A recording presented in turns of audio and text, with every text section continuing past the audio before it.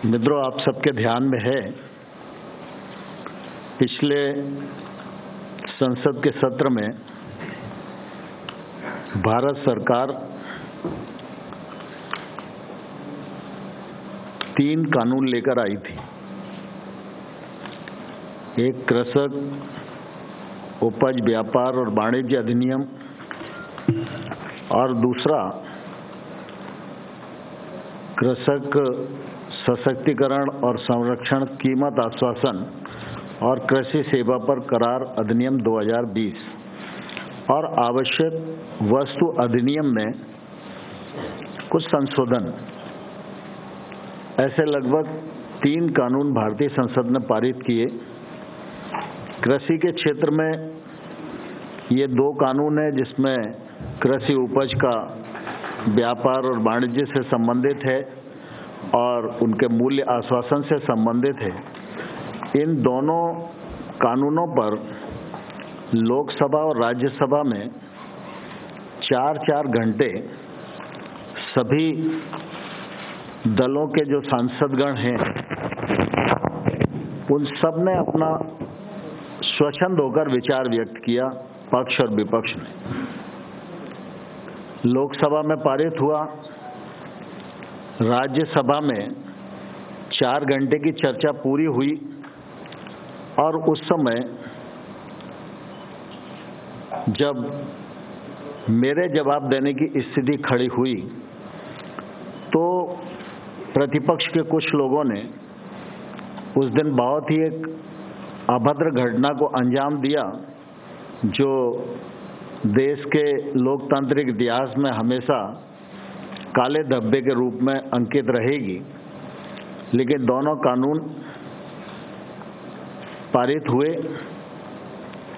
महामहिम राष्ट्रपति जी के पास भेजे गए और उनके हस्ताक्षर के बाद आज ये देश भर में लागू हैं। हम सब इस बात को भलीभांति जानते हैं कि कृषि के क्षेत्र में योजनाओं के माध्यम से और अनुदान के माध्यम से काफी कुछ करने का प्रयत्न किया जाता रहा है। लेकिन कृषि के क्षेत्र में निजी निवेश गांव तक और खेत तक पहुंचे, इसकी संभावनाएं ना के बराबर थी और कानून के माध्यम से भी जो बंदिशें थीं वो खुले, इसका देश भर को इंतजार था। भारत सरकार ने प्रधानमंत्री नरेंद्र मोदी जी के नेतृत्व में लगातार खेती किसानी आगे बढ़े, किसान की आमदनी 2022 तक दोगुनी हो, कृषि के क्षेत्र में निवेश हो, कृषक को आय सहायता के रूप में और अनुदान दिया जाए, योजनाओं को परिष्कृत किया जाए। इसके लिए मोदी जी के नेतृत्व में काम हुआ। आप सबको मालूम है कि 2014 से पहले सभी पत्रकारगण यहाँ मौजूद हैं, यूरिया की सीजन पर भयानक किल्लत होती थी और जब यूरिया की जरूरत राज्य को होती थी उस समय मुख्यमंत्री डेरा डालकर दिल्ली में बैठते थे कि हमको पर्याप्त मात्रा में यूरिया मिल जाए। यूरिया की कालाबाजारी होती थी और देश के अनेक स्थानों पर पुलिस लगाकर यूरिया बांटने का काम किया जाता था। कई बार ऐसी घटनाएं भी आती थी कि रेलवे स्टेशन से यूरिया लूट लिया गया, बीच में कोई यूरिया का ट्रक जा रहा था उसको रोक लिया, क्योंकि लोगों को ये रहता था कि अगर ये सामने से निकल गया तो यूरिया नहीं मिलेगा। मोदी जी ने यूरिया को नीम कोटिंग किया और गत 6 वर्षों में कोई भी यूरिया की किल्लत देश को नहीं हुई, किसान को नहीं हुई। सुचारू रूप से यूरिया की पर्याप्त मात्रा में आपूर्ति होती रही। और इसलिए ऐसे तमाम सारे विषय हैं जिनको 6 साल में किया गया, मैं उनको आपके सामने रख सकता हूँ। लेकिन सारे विषयों को करते करते करते करते इस बात की देश को अपेक्षा थी कि कानूनों के माध्यम से भी हमको कृषि के क्षेत्र को आगे बढ़ाने की आवश्यकता है। और इस मामले में पहले अनेक बार सरकारों के माध्यम से, कमीशन के माध्यम से, स्वामीनाथन साहब जैसे विद्वानों के माध्यम से ये रिकमेंडेशन की जाती रही। ये कानून आए तो इन कानूनों के माध्यम से सरकार की ये कोशिश थी कि किसान मंडी की जंजीरों से मुक्त हो और मंडी की परिधि के बाहर वह अपना माल किसी को भी कहीं भी और अपनी मनचाही कीमत पर बेचने के लिए स्वतंत्र हो। ये कानून में प्रावधान किया गया। मंडी परिधि के बाहर जो ट्रेड होगा उस पर कोई टैक्स नहीं लगेगा। अब स्वाभाविक रूप से किसान को बेचने की स्वतंत्रता मिल जाए, बिना टैक्स के खरीद फरोख्त हो, इसमें किसी को क्या आपत्ति हो सकती है। अभी कोई भी कानून इस बात को प्रावधानित नहीं करता कि 3 दिन के भीतर उसके उपज का कीमत बेचने के बाद उसको भुगतान हो जाएगा, लेकिन इस कानून में इस प्रकार का प्रावधान किया गया। मूल्य आश्वासन की दृष्टि से कॉन्ट्रैक्ट फार्मिंग नया विषय नहीं है। अभी तक कानून नहीं था, लेकिन फार्मिंग हो रही थी, उसके अनुभव भी अच्छे हैं। हम लोगों को लगता था कानूनी प्लेटफॉर्म देंगे, इसका फ़ायदा लोग अच्छे से उठाएंगे, किसान महंगी फसलों की ओर आकर्षित होगा, नई टेक्नोलॉजी से जुड़ेगा, अपनी जोखिम को प्रोसेस पर ट्रांसफ़र करने में सफल होगा, बुआई के समय उसको मूल्य की गारंटी मिल जाएगी और किसान को और किसान की भूमि को कानून में पूरी तरह से सुरक्षा देने का प्रबंध किया गया। यदि विवाद भी हो प्रोसेसर और किसान के बीच में, तो एसडीएम 30 दिन के भीतर उसका निराकरण करेगा, उसे कानून में बांधा गया। और साथ ही साथ यह भी कानून में प्रावधान किया गया कि निर्णय अगर कभी किसान के विरुद्ध भी जाता है तो उससे वसूली सिर्फ आदान की कीमत की हो सकती है, उसके अतिरिक्त नहीं हो सकती, और उसकी वसूली का कोई भी निर्देश एसडीएम के द्वारा किसान की भूमि के विरुद्ध नहीं होगा। किसान की भूमि सुरक्षित रहे, इस दिशा में सरकार ने पर्याप्त विचार विमर्श किया और किसान को पूरी तरह सुरक्षित करने में प्रावधान किए। लेकिन आप सबको ध्यान है कि ये कानून का देश भर में स्वागत हुआ और देश भर में एक नई उत्साह और उमंग के साथ लोग काम करने के लिए आए। और बीच में कई ऐसे भी उदाहरण हम सब लोगों के सामने आए हैं कि अगर भुगतान का विषय आया तो इस नए कानून के अंतर्गत महाराष्ट्र के किसान का, बड़वानी मध्य प्रदेश का जिला है, वहाँ एसडीएम ने इस कानून के अंतर्गत तत्काल भुगतान कराया। ओपन ट्रेड में जो किसान गए उसका फ़ायदा भी, व्यापारी गए और किसान दोनों ने जब ट्रेड की तो निश्चित रूप से किसान को बढ़ी हुई कीमत मिली। और ये सिलसिला चल ही रहा था, लेकिन बीच में इन विषयों को लेकर कुछ किसान और कुछ यूनियंस आंदोलन की राह पर आ गई। पंजाब के किसान यूनियन के जो लोग थे उनके साथ 14 अक्टूबर को सचिव के स्तर पर बातचीत हुई। 13 नवंबर को मैं स्वयं उपस्थित रहा और साथ ही हम लोग लगातार चर्चा के लिए तैयार थे। विषयों को लेकर वार्ता चल ही रही थी और इसी बीच में 26 और 27 के आंदोलन की घोषणा हो गई। फिर हम लोगों ने 3 दिसंबर की बातचीत का निमंत्रण किसान यूनियन को भेजा। चूंकि किसान आ चुके थे, रास्ता बाधित था, ठंड का मौसम था, कोविड का भी संकट था और इसलिए सोचा गया कि वार्ता जल्दी करनी चाहिए। तो 3 दिसंबर के स्थान पर 1 दिसंबर को की, 1 दिसंबर के बाद फिर 3 दिसंबर को की, 3 दिसंबर के बाद फिर यह तय हुआ कि 5 दिसंबर को करें, तो 5 दिसंबर को वार्ता का क्रम चला और फिर यह तय हुआ कि 7 तारीख को हम दोबारा से इन विषयों को लेकर बैठेंगे और कुछ मार्ग प्रशस्त करेंगे। लेकिन बीच में ही 6 तारीख को 9 तारीख की रात को फिर बातचीत हुई, 8 की रात को, और ये सब उनको बताने की कोशिश की और फिर उनको हमने यह लिखकर भेजा कि केंद्र सरकार को किन किन कानूनों के अंतर्गत कानून बनाने का अधिकार है। इसी प्रकार से बातचीत में ध्यान में आता था कि उनको ऐसा लगता है कि ये नया जो ट्रेड एक्ट आया है, इस एक्ट में उनकी जो एपीएमसी है वो प्रभावित होगी, क्योंकि उन्हें लगता था कि बाहर टैक्स नहीं होगा और एपीएमसी के भीतर टैक्स है, तो धीरे धीरे ये मंडियां दिक्कत में फंस जाएंगी।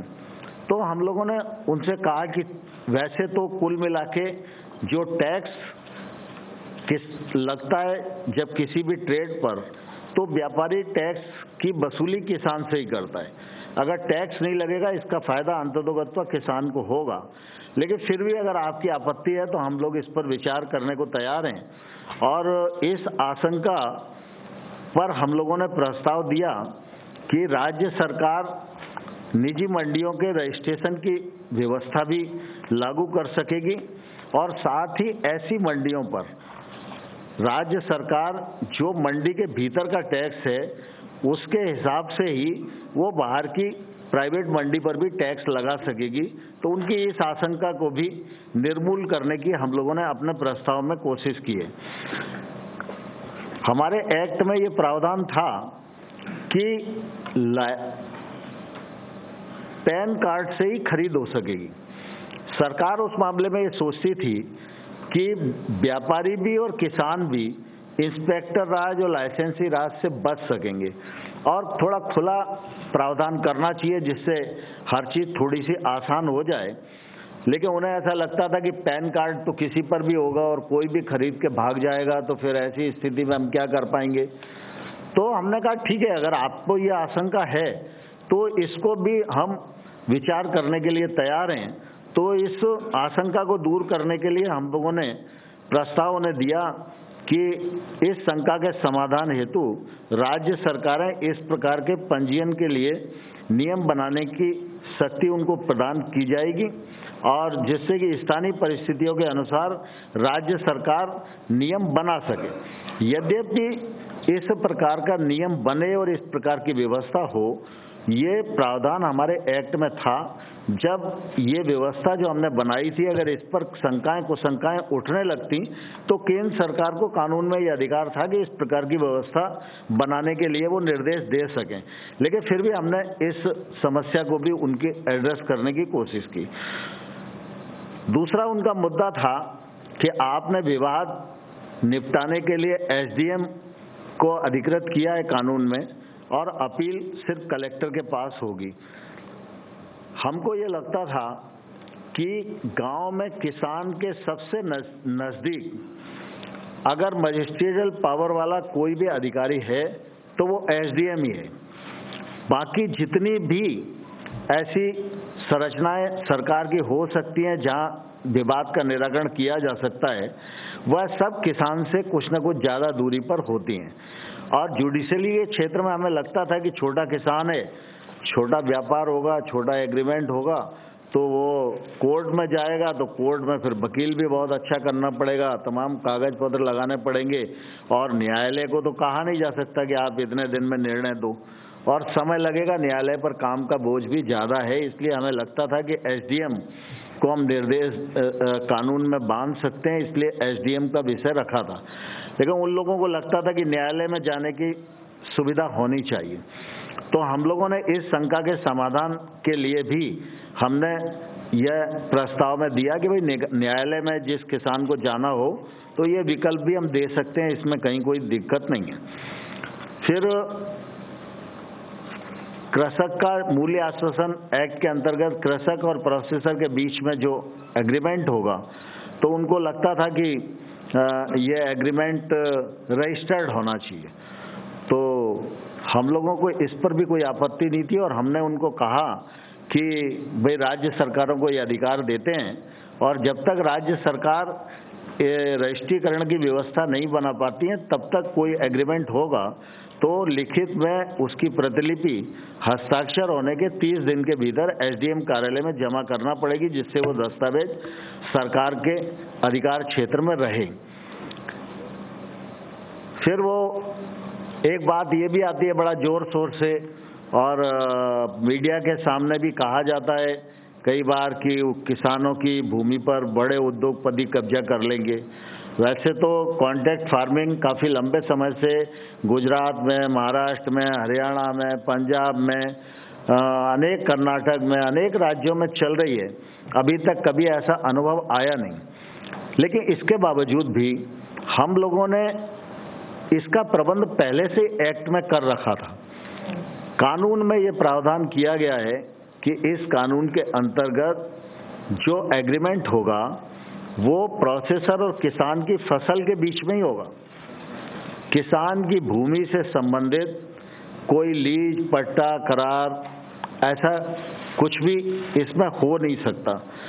दूसरा, हम लोगों ने ये भी कहा था कि अगर दोनों लोग करार करते हैं और फसल का प्रकार ऐसा है कि किसी भी प्रकार की अधोसंरचना खेत पर खड़ी करने की नौबत आती है, तो ऐसी स्थिति में जब करार समाप्त होगा तो जो प्रोसेसर है अपनी संरचना को वहां से उठा के ले जाएगा और अगर वो तोड़ के नहीं ले जाता है तो उसका स्वामी जो है वो कृषक ही होगा। ये प्रावधान हमने पहले से कर रखा है। लेकिन इसके बाद भी उनके मन में ये शंका थी कि अगर किसी प्रोसेसर ने उस अधोसंरचना पर कोई लोन ले रखा होगा तो वो निकल जाएगा और वो लोन किसान के ऊपर आएगा, तो ऐसी स्थिति में किसान को वो लोन पटाना पड़ेगा। तो हम लोगों ने कहा कि ये हम प्रावधान करने को तैयार हैं कि अगर स्पॉन्सर किसी प्रकार का लोन लेने की चेष्टा उस अधोसंरचना पर नहीं करेगा तो इससे उनकी इस शंका का भी समाधान हो सकता है। दूसरा, वो किसान की भूमि पर कुर्की की व्यवस्था की बात वो लोग बोलते थे कि कुर्क हो जाएगी और नीलाम कर दी जाएगी, तो पहले से ही प्रावधान है, इस प्रकार की कोई संभावना नहीं है। लेकिन फिर भी हमने कहा कि अगर कोई स्पष्टीकरण की आवश्यकता है तो वो स्पष्टीकरण का वो भी हम स्पष्टीकरण देंगे। दूसरा, सामान्य तौर पर एमएसपी की खरीद के मामले में उन सबके मन में ये बात आती थी कि भाई एमएसपी पर खरीद बंद हो जाएगी और होगी नहीं, इसमें कुछ फर्क पड़ेगा। तो आप सबके ध्यान में है, माननीय प्रधानमंत्री जी ने भी इस बात को बोला, मैंने भी दोनों हाउस में इस बात को बोला और सबको आश्वस्त किया कि एमएसपी चलती रहेगी, इस पर कोई खतरा नहीं है। एमएसपी की रबी और खरीफ की जो खरीद है इस वर्ष भी बहुत अच्छे से हुई है और रबी की फसल की बुआई के समय एमएसपी घोषित कर दी है।